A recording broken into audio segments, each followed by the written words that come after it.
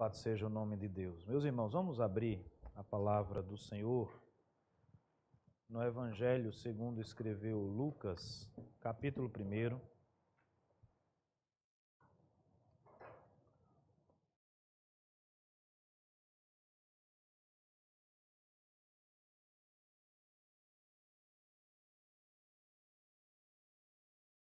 Lucas, capítulo 1, a partir do verso 46. Antes da leitura do texto, me permita trazer aqui a informação à igreja. Nós não teremos, irmãos, durante a semana o culto específico para comemorarmos o Natal. Nós, conselho inclusive, até os cultos de semana, nós não estamos mais fazendo de forma presencial, apenas online. Obviamente que a razão não é só essa, né? Mas desde o ano passado, talvez 1 ou 2 anos atrás, que nós temos feito alguma menção, né, no domingo mesmo, no dia do Senhor. Há dentro da igreja presbiteriana, eu vou falar da nossa igreja, aqueles que sequer concordam que a gente comemore de qualquer forma o Natal. Eu não penso dessa forma. Eu, inclusive, me salta aos olhos de uma forma assim muito mais interessante nesses dias fazer essa análise, que nós temos visto que essa festa, que é uma festa cristã, conquanto tenha talvez algumas questões, alguns pontos lá fincados no paganismo, mas obviamente vai depender de quem comemora, né? Vai depender de quem faz. Aqui não há na igreja, nenhuma menção ao paganismo, não deve existir, ou a práticas pagãs, né? Mas que dentro do calendário litúrgico, inclusive, utilizado por muitas igrejas, estamos no advento, né? Estamos no nascimento de Cristo, e eu encaro esse momento como uma oportunidade sempre de falarmos a respeito de Cristo, mesmo sabendo que ele não nasceu no dia 25 de dezembro, mesmo que ele não nasceu no ano zero, contado, né, no antes e no depois de Cristo, mesmo sabendo que existem muitas tradições, né, relacionadas a isso, mas é momento propício. E como eu falei, salta aos nossos olhos nos dias de hoje, porque eu não sei se os irmãos conseguem enxergar isso, mas me parece que se aproveita um momento, né, de comoção social, um momento de confusão social, um momento de uma vida atípica que nós estamos vivendo para tentar, de alguma forma, minimizar, destruir uma festa que é uma festa cristã, que é um momento cristão, que é um momento familiar. A quem esteja aí dizendo, divulgando, que na cabeça de alguns governantes sequer deveríamos ter os ajuntamentos dentro das nossas casas. Esse, obviamente, não é o maior ataque. O ataque maior a essa festa tem sido na descaracterização dela. A gente também não pode ser tolo o suficiente para deixar de perceber isso. Você olha ao redor e você vai ver tudo menos a menção a respeito de Cristo. Você vai ver o Papai Noel, você vai ver as luzes, vão falar num negócio que para mim não existe, eu não sei explicar o que é o tal do Espírito do Natal, né? Eu não sei o que é isso e não me pergunte, porque é meio complicado você explicar o que não existe, né? Falar do que não é, dizer que é aquilo que não é, mas que a gente esteja atento, meus amados irmãos, para que nesse período, que pelo menos a gente mantenha, aquelas nossas tradições ao redor da ceia, da mesa na nossa casa, a lembrança de Cristo, da importância do seu nascimento para nós, que nós possamos aproveitar esse momento para inundar as nossas redes sociais falando de Cristo, porque se não for momento propício para isso, quando seria? Na cabeça de quem não acredita em Cristo. Eu acredito que provavelmente nesse período até os algoritmos das redes sociais vão permitir que você fale de Cristo sem nenhuma dificuldade, e afinal de contas nós estamos no advento, nós estamos no Natal. De modo que eu queria compartilhar um pouco a respeito disso com os irmãos. Mas compartilhar a respeito do Natal ou do nascimento de Cristo, ou do que isso representa para nós na perspectiva de Maria, a sua mãe. É interessante que nessa história, né, do nascimento, desde o momento da anunciação, do nascimento, a manjedoura, toda aquela circunstância, nós poderíamos analisar do ponto de vista dos magos que foram visitar, nós poderíamos analisar do ponto de vista do Estado, né, tendo a notícia de que um novo rei estava nascendo, nós poderíamos analisar essa história a partir da perspectiva dos religiosos daquela época, mas eu gostaria de compartilhar com os irmãos a visão inspirada, obviamente, porque está no texto sagrado, de Maria a respeito do significado de Cristo. Vamos olhar para o Natal, para o nascimento de Cristo, com os olhos de Maria, com o olhar da mãe do nosso Salvador. E aí o capítulo 1, a partir do verso 46, traz-nos o Magnificat, que é o cântico que Maria adorou, cantou e louvou a Deus, obviamente quando sabedora do nascimento de Cristo Jesus e sabedora que ela seria, inclusive, e foi a mulher escolhida para que Cristo, para que aquilo que a gente já estudou em João capítulo 1, verso 1, né, para que o verbo se tornasse carne, para que o verbo tabernaculasse entre nós, Deus escolheu Maria como sendo a mulher que seria aquela que faria essa questão toda, né?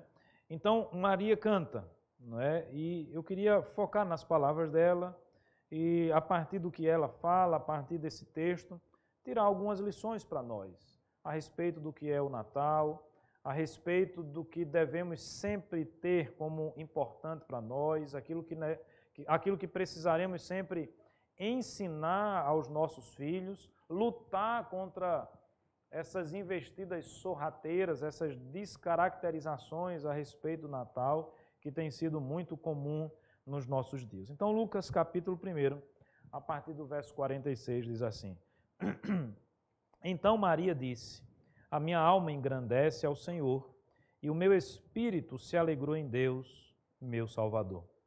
Porque ele atentou para a humildade da sua serva, pois desde agora todas as gerações me considerarão bem-aventuradas.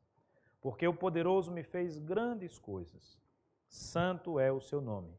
A sua misericórdia vai de geração em geração sobre os que o temem. Agiu com o seu braço valorosamente. Dispersou os que no coração alimentavam pensamentos soberbos. Derrubou dos seus tronos os poderosos e exaltou os humildes. Encheu de bens os famintos e despediu vazios os ricos. Amparou Israel, seu servo, a fim de lembrar-se da sua misericórdia a favor de Abraão e de sua descendência para sempre, como havia prometido aos nossos pais.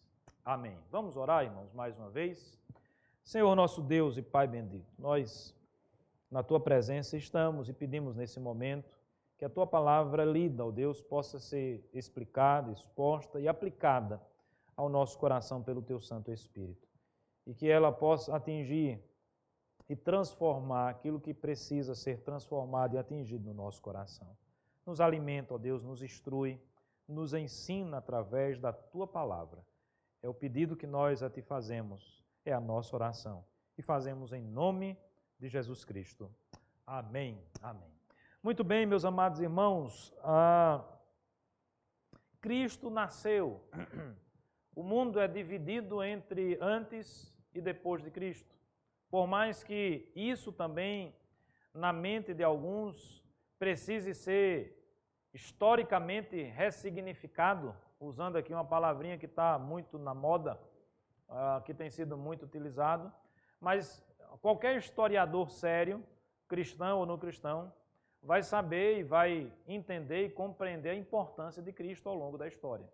A sua influência ali nos primeiros séculos, a transformação que o cristianismo depois de Cristo exerce, a influência que esse cristianismo exerce em todo o Ocidente e também no Oriente, é algo que não se questiona, é algo que é quase que impossível afirmarmos que não existiu essa influência. Mas Cristo, como nós aprendemos no Evangelho de João, não é apenas um ser histórico, não foi apenas ou não é apenas verdadeiramente homem. Cristo também é verdadeiramente Deus. Então nós somos transportados, esse período tem essa capacidade de nos transportar para aquele momento histórico, o momento do nascimento de Cristo.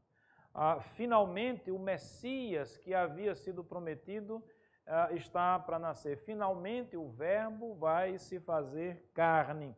A todo aquele processo, a toda aquela descrição, nós estamos talvez até cansados de percebermos isso. Nós até hoje falamos sobre isso, nós cantamos sobre isso nas cantatas, nós encenamos essa história. Essa é uma história que na cabeça do cristão, na nossa mente, nós que somos evangélicos, isso está posto de uma forma muito clara, a pessoa de Cristo, aquilo que ele representa, aquilo que ele significa, a história do seu nascimento. Maria, ela faz parte dessa história. Ela é escolhida para que através dela, do seu ventre, Cristo, o Verbo de Deus se fizesse carne. E diante dessa notícia que traz uma bênção dupla para ela, primeiro a bênção do seu Salvador, que haveria de nascer, segundo a bênção de ser ela escolhida para uma tarefa tão nobre, para uma tarefa tão sublime, ela então entoa um hino de louvor a Deus. Ela então glorifica o nome do Senhor. E é a partir desse cântico que Maria executou, é a partir desse momento em que ela pessoalmente glorifica o nome de Deus que nós podemos inclusive entender cada vez mais e melhor a extensão ou o significado de Cristo para as nossas vidas. E o primeiro ponto que eu gostaria de destacar, a gente vai ver algumas palavrinhas aqui do texto, e cada uma dessas palavras destacando como sendo aquilo que de fato representa o Natal, ou o nascimento de Cristo, ou a pessoa bendita do Senhor Jesus. Veja que Maria começa dizendo assim: a minha alma engrandece ao Senhor. E diz mais, a serva de Deus: e o meu espírito se alegrou em Deus, o meu Salvador. A palavra que eu gostaria de destacar é essa, Salvador. Do que se trata o Natal? De que se trata o nascimento de Cristo? Se trata, meus amados irmãos, de uma mensagem. Se trata de boas novas que são proclamadas, mas de forma prática, o que está sendo anunciado, não é? Quais são essas boas novas? O que está sendo anunciado é a salvação para o homem perdido e para o homem pecador. E aí nós precisamos conhecer a história que antecede esse momento. Nós precisamos ir para os primórdios, nós precisamos ir para a origem, nós precisamos ir, por exemplo, para o livro de Gênesis, onde lá a palavra de Deus nos ensina que Deus criou o homem, Deus criou todas as coisas, mas que o homem peca, desobedece a Deus. E ali a palavra do Senhor também nos ensina que depois de pecar, o homem agora encontra-se com a morte, está separado de Deus. E não há possibilidade de que o homem retorne à presença de Deus, restabeleça a sua comunhão com Deus, senão através de Cristo Jesus. Senão através do sangue do Cordeiro de Deus, do sangue do Cordeiro Pascual. Lembre-se do João capítulo 2 hoje, o finalzinho do capítulo 2, né? O Cordeiro de Deus, o Cordeiro Pascual, foi a festa da Páscoa, né? Literalmente, participar de uma festa que apontava para a sua própria pessoa. De modo, meus amados irmãos, que a salvação ela está intimamente ligada a essa necessidade que agora toda a humanidade tem. Não há melhor, não há pior. Todos nós estamos, enquanto não conhecemos a Cristo, sob a ira de Deus. A humanidade está sob a ira de Deus. O ser humano decidiu se rebelar contra Deus. O ser humano decidiu pecar contra o seu Deus. O ser humano decidiu desobedecer a Deus.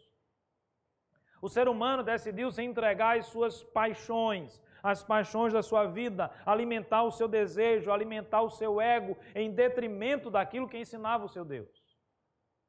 E o salário, meus amados irmãos, do pecado é a morte, e Deus cumpre as suas promessas. E Ele disse aos nossos primeiros pais, no dia em que você me desobedecer, comendo do fruto do conhecimento do bem e do mal, certamente vocês vão morrer. E foi exatamente isso que aconteceu. E nós estamos então diante da morte espiritual, da separação de Deus, do homem e Deus. E muito além disso, nós estamos diante de uma condenação, de uma morte eterna. Então, meus amados irmãos, diante dessa situação, você imagine, nós não temos aqui no Brasil, como em outros países, configurado a pena de morte para civis. Você imagine aquela pessoa que está no que se chama corredor da morte, passando ali algum tempo, esperando a execução da pena que foi proferida pelo Estado. E, de repente, no corredor da morte, ela recebe uma notícia. Olha, você recebeu um perdão, você recebeu o indulto. Você, por uma questão da lei, da legislação, e por aquilo que você fez, você merecia estar na posição que você estava. Você fez por onde estar na situação que você estava. Foi você quem fez, ninguém mais. Mas agora você receba aqui a notícia de que a pena de morte não vai ser executada. Eu pergunto, irmãos, será que essa é uma boa notícia para quem está no corredor da morte? Porque, veja, algumas pessoas até no afã das angústias, das aflições que passam na vida, até desejam a morte. Mas esse é aquele pico, é aquele momento de angústia profunda que nós estamos vivendo. Naturalmente, o ser humano não deseja a morte. Pelo contrário, nós lutamos sempre com unhas e dentes, como nós costumamos dizer, pela nossa sobrevivência. Eu gosto muito de uma historinha que conta, estilo piada, né? De uma mulher, quando o marido dela morreu, né? E ela mostrando-se uma já viúva, muito apaixonada e apegada ao seu marido. No momento, então, do enterro lá, né, ela esbravejava, meu amor, me leve junto com você, meu amor, eu quero ir junto com você. E nessa agonia toda que ela estava passando, ela escorrega, o caixão já estava na cova, né, ela escorrega e cai na cova. Né? E no momento exato que ela cai na cova, ela muda o grito, pelo amor de Deus, me tira daqui, socorro, me ajude. Né? Então a mulher que queria ir junto com o marido, no simples escorregão na cova, já luta pela sua sobrevivência, porque bate o desespero. A hora da morte, meus amados irmãos, acredito eu, é uma hora aguda para todos nós, né? Nós vamos finalmente passar pelo mal terrível que assola a humanidade e como seria interessante aqueles que estão destinados à morte receberem então essas boas novas. Olha, eu tenho uma notícia para te dar. É a melhor notícia que poderíamos receber. A melhor notícia que um condenado no corredor da morte pode receber é: você foi perdoado. Você não vai mais ser executado. Quando nós falamos de evangelho, quando nós falamos do nascimento de Cristo, nós estamos falando de algo que anuncia essa verdade, anuncia a salvação. O que é a salvação? A salvação é aquele momento em que somos perdoados, é aquele momento em que somos justificados perante a lei de Deus, é aquele momento em que outra pessoa paga o preço que nós deveríamos pagar, é aquele momento em que o sangue precioso de Cristo Jesus, derramado na cruz do Calvário, é o sangue que vai nos redimir, é o sangue que vai nos salvar, é o sacrifício do Cordeiro Pascual, é o Cordeiro de Deus que tira o pecado do mundo. De modo, meus amados irmãos, que falar de Natal é anunciar a salvação ao mundo perdido. É dizer ao mundo: olha, tem esperança, nasceu o Salvador, tem esperança, Cristo nasceu, o Salvador nasceu, Ele viveu, Ele entregou a sua vida, Ele morreu, Ele ressuscitou, e porque tudo isso aconteceu, e porque Ele nos amou de amor, ou com amor tão profundo, aquele que nele crê não vai perecer eternamente, Aquele que nele crê será salvo. Aquele que nele crê não vai experimentar a morte eterna. Aquele que nele crê vai experimentar a vida eterna. E louvado seja o nome de Deus por isso.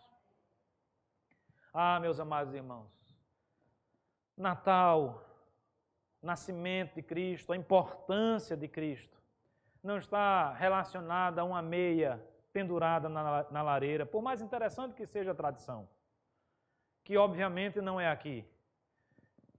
Eu tenho certeza que ninguém tem uma lareira em casa, pelo amor de Deus.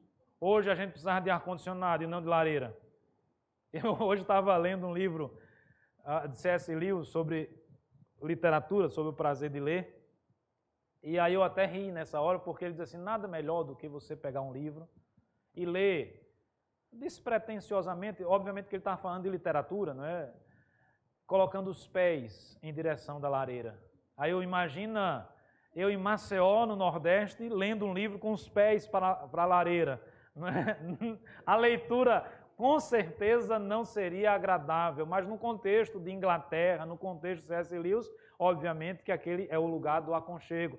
A ideia deve ser entendida dessa forma. Meus amados irmãos, falar de Natal, do nascimento de Cristo, é falar de salvação. A própria mãe do Salvador disse isso. O meu espírito se alegrou em Deus, o meu Salvador. E ela continua falando, porque ele atentou para a humildade da sua serva. Pois desde agora todas as gerações me considerarão bem-aventurada. Isso é verdade.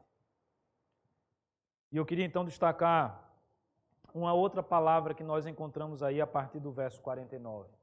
O texto diz assim, porque o poderoso me fez grandes coisas, santo é o seu nome. Falar do nascimento de Cristo, falar do Natal, falar do Evangelho, é anunciar uma mensagem de poder. Eu não estou falando de um Deus fraco. Eu não estou falando de alguém que não pode. Eu não estou falando de alguém que precisa de ajuda. Eu estou falando do Verbo que se fez carne, daquele que estava com Deus, daquele que era Deus, que estava desde o princípio, daquele que a tudo criou e não foi criado por ninguém, do ser incriado, mas criador de todas as coisas. O poderoso, diz o texto. E se os irmãos duvidam do seu poder, veja aí o que diz, por exemplo, o verso 51, agiu com seu braço valorosamente, dispersou os que no coração alimentavam pensamentos soberbos. Veja o poder de Deus, é o poder que é capaz de destruir a soberba do coração das pessoas.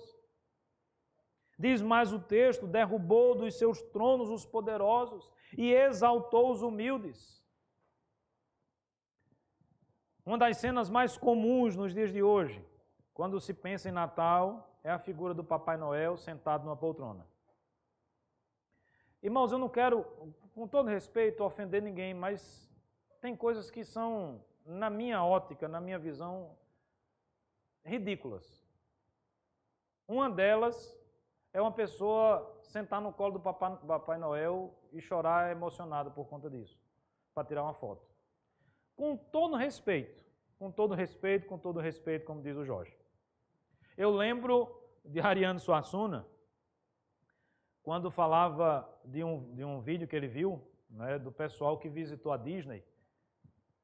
E depois de visitar a Disney, né, num momento de despedida, o Mickey dando tchau, ou o Pato Donald e o povo chorando, emocionado. E aí Ariano Suassuna dizia, olha, essa cena, ela mostra, eu não lembro a expressão exata que ele usou, mas é assim a imbecilidade humana no nível, não é, no nível extremamente elevado. Até goste, não tem problema gostar, agora chorar, emocionada, porque um boneco está te dando tchau. E vocês entendem, irmãos, a coisa não, o nível de envolvimento com isso, não é? Então veja, quando se pensa hoje, na perspectiva de hoje, como eu disse, nessa transformação sutil que foi feita no Papai Noel, se pensa nele numa cadeira vermelha, bonita, dourada, não é? O Papai Noel daqui não vou dizer nem qual é o shopping, né? Tá transmitindo. De um dos shoppings daqui de Maceió eu conheci, né? Um senhorzinho, gente boa, rapaz, simpático, um cara muito simples, humilde. Ganha dinheiro, até bom para ele, que no final do ano ele sempre tem um dinheiro. E esse ano, coitado, ele deve estar passando aperto porque não tem o isolamento, né, o distanciamento, não tem como talvez ele, não sei nem se ele foi contratado, não tenho ido nos shoppings para ver se o Papai Noel está sentado no trono ou não, esperando lá os meninos. Mas essa é a cena que paira na nossa mente. Interessante que o texto fala de trono. Um outro texto que nós lemos, a última igreja lá do Apocalipse que nós lemos, fala de trono. Não sei se vocês perceberam isso. Se quiser, volta lá no capítulo 3, já para a parte final. Quando o Senhor Jesus diz: aquele que se arrepende, aquele que confessa o meu nome, aquele que é fiel, aquele, né, que não deixa de olhar para o autor e consumador, esse sentará no trono comigo. Mas que trono é esse? Eu não estou falando do Papai Noel, eu estou falando daquele que está assentado à destra de Deus Pai. Eu estou falando daquele que está assentado no trono, que é sobre todo o trono. Porque trono aqui, meus amados irmãos, representa poder. O rei geralmente mostra a sua exuberância, o seu poder aonde? Quando senta no trono. Interessante, o trono do rei está abaixo dos súditos. Qual é arquitetonicamente, geograficamente ali, não é? A altura, o nível, eu estou no nível mais alto. Isso precisa ser posto para mostrar o meu poder. Eu lembro de um outro filme que eu assisti, que ia ter uma reunião entre Adolf Hitler e um outro, eu não lembro agora quem era o outro presidente, eu não sei se foi o da Itália lá, não me lembro agora. Eles estavam discutindo a política, uma possível aliança, não é?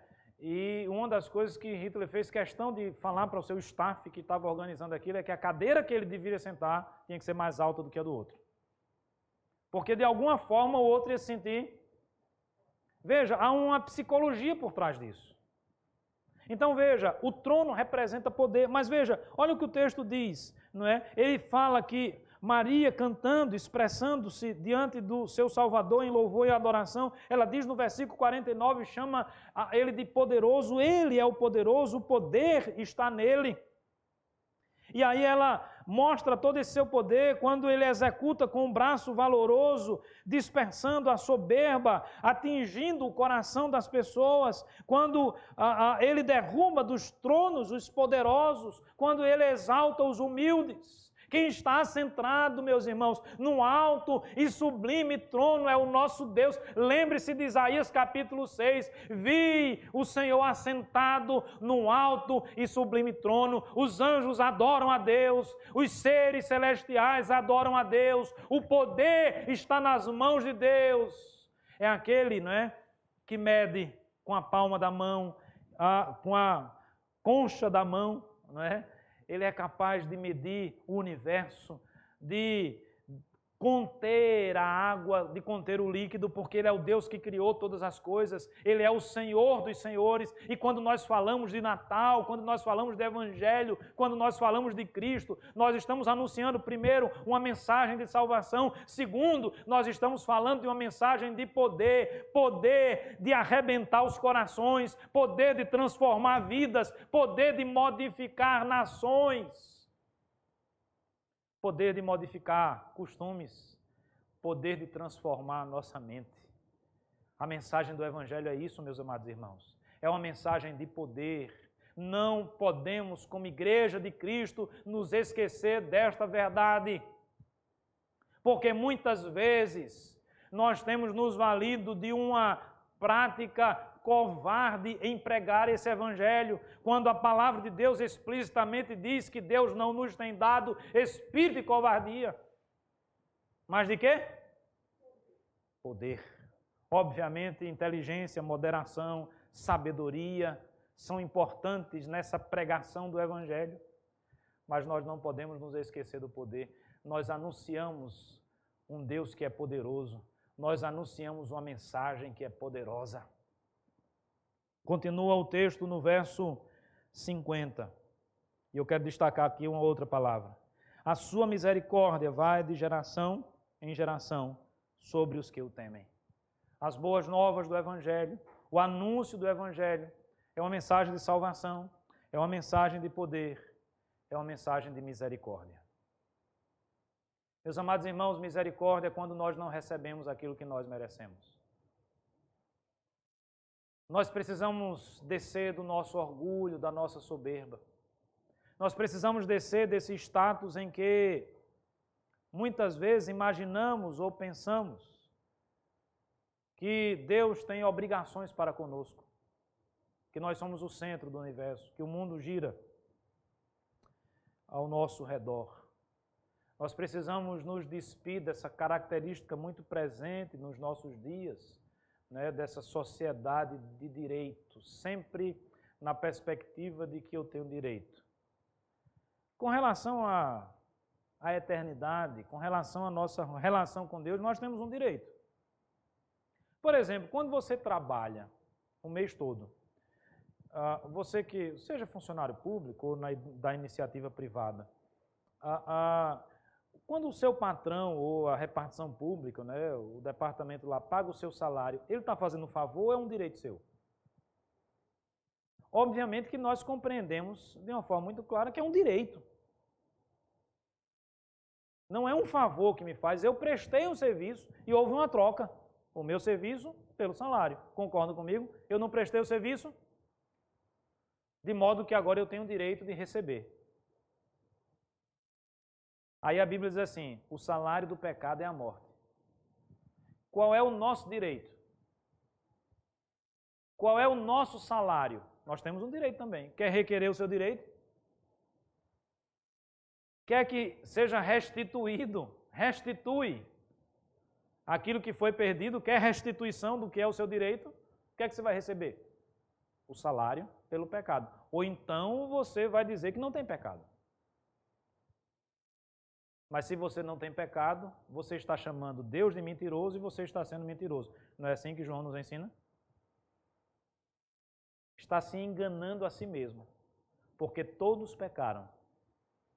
Porque em pecado nos concebeu a nossa mãe. Não há um ser humano, com exceção de Cristo, que não tenha nascido em pecado. Não há um ser humano, com exceção de Cristo, que não seja maculado com o pecado. Inclusive a própria Maria é maculada com o pecado. Se não fosse, ela não diria que Cristo é o seu Salvador. Porque se Ele é o seu Salvador, ela precisa de salvação. E só precisa de salvação aquele que é pecador. E todos nós estamos no mesmo nível. Todos nós somos pecadores. Mas a mensagem do Evangelho é a mensagem da misericórdia.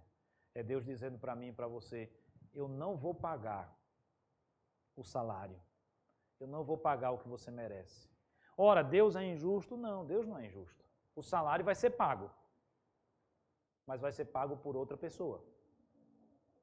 A morte precisa ser uma realidade. O salário do pecado é a morte, então é pela morte que o salário vai ser pago. Agora, quem pagou esse salário? Quem fez o sacrifício que substitui aquilo que nós deveríamos pagar eternamente com a morte eterna? Quem fez isso, meus amados irmãos? Cristo. Os irmãos entendem e compreendem, portanto, que a mensagem do Evangelho é uma mensagem que anuncia a misericórdia, porque Cristo nasceu com que propósito? Qual o propósito do nascimento de Cristo? O propósito do nascimento de Cristo é que aqui Deus estaria se fazendo carne, o Verbo estaria se fazendo carne e Ele se daria por todos nós, se deixaria imolar por todos nós. Ele é o Cordeiro de Deus que tira o pecado do mundo. Cristo nasceu com um objetivo muito claro no que tange a obra da salvação. Ele nasceu para morrer pelos nossos pecados. Ele nasceu para morrer por mim e por você. Ele nasceu para se entregar na cruz do Calvário, para que todo aquele que nele crê não pereça, mas receba a misericórdia de Deus em ter a vida eterna que não merecia. Os irmãos compreendem? Percebem o que é o Natal? Percebem o significado de Cristo na nossa vida? Me permita avançar já, caminhando para o final da nossa mensagem nessa noite. E nós vamos ver então a misericórdia de Deus agindo aqui, não é? Derrubou dos seus tronos os poderosos, exaltou os humildes, a gente viu isso na própria vida do Senhor Jesus. Encheu de bens os famintos, despediu vazios os ricos, Apenas uma breve observação aqui, o Evangelho, meus amados irmãos, não é para rico, também não é para pobre, o Evangelho é para todo aquele que crê em Cristo, seja rico, seja pobre. Em Cristo não há homem, não há mulher, não há grego, não há judeu, não há rico, não há pobre, todos nós precisamos de Cristo e a mensagem do Evangelho deve ser pregada a todas as pessoas. É a boa nova, todos nós estamos no corredor da morte. Todos nós estamos prestes a sermos executados eternamente e experimentarmos a morte eterna, mas louvado seja Deus que isso não vai ser uma realidade na nossa vida e não vai ser porque Cristo nasceu e não vai ser porque Cristo morreu e não vai ser porque Cristo deu a sua vida por nós, e é isso que é o Evangelho, as boas novas das misericórdias de Deus agindo sobre a nossa vida. Louvado seja o nome do meu Deus por isso, porque eu não tenho absolutamente nada que justifique esse ato amoroso da sua parte, mas um dia aprove a Deus me escolher, um dia aprove a Deus fazer com que o seu Filho entregasse a sua vida por cada um de nós, para que não tivéssemos agora a experiência da morte eterna, mas que pudéssemos ter a esperança, a certeza e a convicção de uma vida eterna na presença do nosso Deus. E aí nós estamos diante de uma outra verdade. Verso 55 diz, a favor de Abraão e de sua descendência para sempre. Obviamente, nós estamos diante aqui da menção da aliança de Deus com o seu povo. Deus fez uma aliança com Adão, Deus fez uma aliança com Noé, Deus fez uma aliança com Abraão. É assim que Deus se relaciona conosco. E nessa aliança, Ele nos promete a salvação. Meus amados irmãos, a mensagem do Natal, a mensagem do Evangelho, é uma mensagem que mostra que o nosso Deus cumpre as suas promessas. Por isso que é uma mensagem de esperança. E é uma mensagem de esperança porque é uma mensagem que transpõe essa existência. É uma mensagem que vai além desta vida. É uma mensagem que transcende, não é? Que vai além do físico, é uma mensagem metafísica, não é? Vai além. Obviamente que ela é física também, mas ela vai além disso. Ela atravessa, ela perpassa a história, essa existência. Que mensagem poderosa é a mensagem do Evangelho. Veja, como havia prometido aos nossos pais. O que é que Deus tinha prometido aos pais de Maria? Ele tinha prometido que o Messias viria. E agora a promessa está se cumprindo. Maria percebe isso. Ela compreende que a promessa está sendo cumprida. Vamos sair da época de Maria, do início, né, da caminhada do Verbo encarnado, do nascimento de Cristo, e vamos nos transportando para os nossos dias. 2020, o famoso ano da pandemia. Existem promessas de Deus para a nossa vida, existem. Mas existe uma promessa para toda a humanidade. Sabe qual é? Cristo. Esse Cristo que nasceu, que foi anunciado, que os anjos cantaram, lá em Belém, a estrela brilhou, os magos visitaram a Cristo. Esse Cristo cantado nos altos de Natal, esse Cristo entoado nas cantatas, não é? Esse Cristo pregado por todos nós. Esse mesmo Cristo. E da mesma forma que as pessoas viram que Ele subiu, foi assunto aos céus, a palavra de Deus tem uma promessa. E a promessa é: Jesus vai voltar. Da mesma forma que Ele subiu, Ele vai descer. E a mensagem do Evangelho é uma mensagem de esperança nas promessas de Deus. Então, todas as vezes que nós participamos, por exemplo, da ceia, que nos remete a Cristo, e devemos fazer isso, haverá um dia em que nós não participaremos mais da ceia, da Eucaristia, o dia em que Cristo voltar. Porque até lá, nesse ato, além de sermos abençoados pela graça de Deus na nossa vida e enriquecidos por Ele, nós estamos anunciando a pessoa de Cristo. Nós estamos renovando e reafirmando o Evangelho. Todas as vezes que, por exemplo, no final do ano, nós vivenciamos essa festa do Natal, nós estamos falando de Cristo. É como eu falei, nós não podemos perder a oportunidade em que, de alguma forma e de alguma maneira, o mundo está com os ouvidos um pouquinho mais aguçado para ouvir falar de Cristo. Mesmo com toda a descaracterização presente, nós vamos insistir e continuar falando daquilo que é verdadeiro. E nós precisamos pregar a Cristo. É isso que nós precisamos fazer. Porque nós temos uma certeza, nós temos uma convicção, nós temos esperança no nosso coração. E a esperança que nós temos no nosso coração é que o nosso Deus é um Deus de promessa. E a esperança que nós temos no nosso coração é que Deus cumpre as suas promessas. E é isso que Maria exalta e louva e adora na pessoa de Deus quando ela diz, não é, que Ele havia prometido aos pais, ou seja, a geração de Abraão, a família da aliança, Ele havia prometido o Messias. Quem é o Messias? O Messias é o Salvador, é o libertador. É aquele que traz a mensagem da esperança, é aquele que traz a mensagem da salvação, é aquele que traz a mensagem da misericórdia, é aquele que traz a mensagem da graça, é aquele que exerce com mão poderosa a transformação de vidas e corações. E esse mesmo Deus que prometeu que Jesus haveria de nascer e nasceu lá em Belém, é o mesmo Deus que promete que o Senhor Jesus vai voltar. E eu acredito que Cristo vai voltar. E eu almejo o dia em que Cristo possa voltar. E eu desejo que Ele possa abreviar a sua volta, porque eu anelo no meu coração poder experimentar esse momento que será sublime, que será bendito, que será maravilhoso. Não há árvore de Natal, não há luz, não há nada nesse mundo, por mais belo que seja, por mais bonito que seja, que possa ser comparado ao dia em que o nosso Salvador virá para buscar a sua igreja. Maranata, vem, Senhor Jesus. Nós queremos estar na tua presença.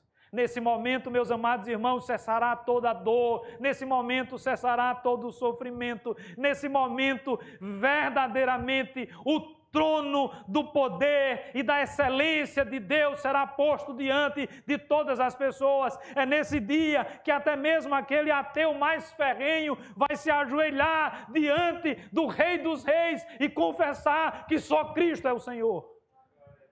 É nisso que eu acredito. Para mim o Natal é isso, é a mensagem do Evangelho, é o nascimento de Cristo, é a mensagem da esperança. Haverá um dia que não lutaremos mais contra um vírus mortal, contra as injustiças sociais, contra a violência crescente, contra a fome que assola a humanidade. Haverá um dia em que o mundo e a criação de Deus será plenamente restaurada. É o dia em que Jesus, o nosso Salvador, haverá de voltar. Eu convido você a pensar sempre no Natal nessa perspectiva. Pense que essa é a anunciação, primeiro da salvação, depois é uma mensagem de poder, também é uma mensagem de misericórdia e, por fim, é uma mensagem de esperança, porque revela um Deus que cumpre as suas promessas. Que Deus nos abençoe. Amém.